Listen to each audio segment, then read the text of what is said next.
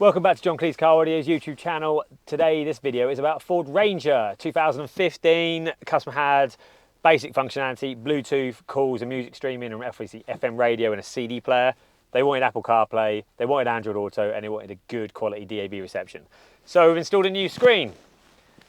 Now I'll go through the finish of it. Now this is obviously quite a dramatic change, because if you're watching this and you've got a Ford Ranger, you'll be aware you've just got a load of buttons on display and a CD player.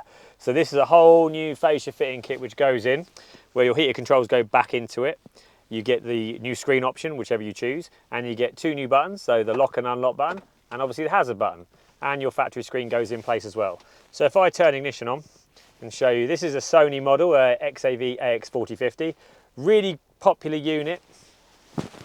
However, if you're watching this video in maybe 6 months' time, you might not have this one as an option. Unfortunately, it's a cracking unit, but Sony are pulling out of the car audio market. Boo! Which is a shame, because this is a cracking unit. So we might end up offering a different model, but the same fitting kit still applies.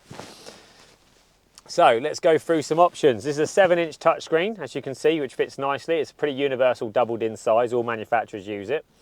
And then what we've got is we've got access to wireless Apple CarPlay now. So my phone is already connected. So I can scroll through apps like Google Maps, Apple Maps, TomTom, Waze. I can use streaming music apps like YouTube Music, Tidal and the like, and it's all touchscreen. Really quick to use, really simple.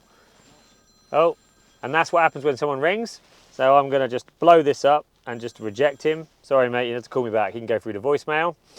We have access to DAB radio. We've changed the aerial on the roof of this to get best reception. Let's turn the volume down so I don't get a copyright strike.